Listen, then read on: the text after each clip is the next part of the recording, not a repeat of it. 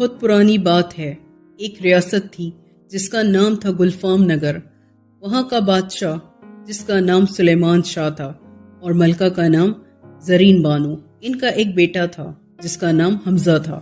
ریاست امن و سکون میں تھی، لیکن بادشاہ کو ایک ہی فکر تھی۔ محل کے باغ کے سب سے انمول درخت سے ہر رات ایک سنہری پھل غائب ہو جاتا تھا۔ درخت پر سونے کے رنگ کے بڑے بڑے سیب لگتے تھے جو ریاست کی شان تھے۔ بادشاہ نے پہرے دار بٹھائے، لیکن ہر صبح ایک پھل غائب ملتا۔ ایک رات شہزادہ حمزہ نے خود پہرا دیا۔ آدھی رات کے وقت آسمان سے ایک سنہری پرندہ اترا۔ وہ پرندہ اپنی چونچ سے پھل توڑنے لگا۔ شہزادے نے تیر چلایا، مگر پرندے کے پر لگ کر بھی پرندہ اڑ گیا۔ بس ایک سنہری پر باقی رہ گیا۔ صبح بادشاہ نے وہ پر دیکھا اور کہا، یہ کوئی عام پرندہ نہیں بلکہ قسمت کا اشارہ ہے۔ جس نے اسے پکڑ لیا وہی ہماری ریاست کو بڑے خطرے سے بچائے گا۔ شہزادہ حمزہ نے ارادہ کیا وہ اس پرندے کو ڈھونڈ نکالے گا۔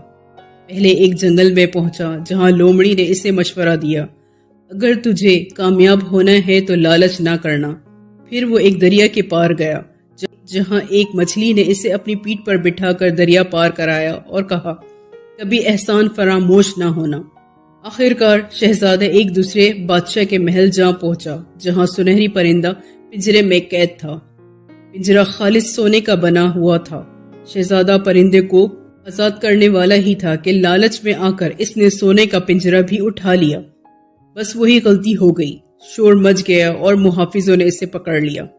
بادشاہ نے کہا، اگر آزادی چاہتے ہو تو میرے لیے سنہری گھوڑا لے آؤ، تب ہی تمہارا جرم معاف ہوگا۔ شہزادہ پھر نکل پڑا۔ راستے میں وہی لومڑی ملی اور کہا، میں تمہیں گھوڑا دلواؤں گی، لیکن خبردار سنہری لگام کو ہاتھ نہ لگانا۔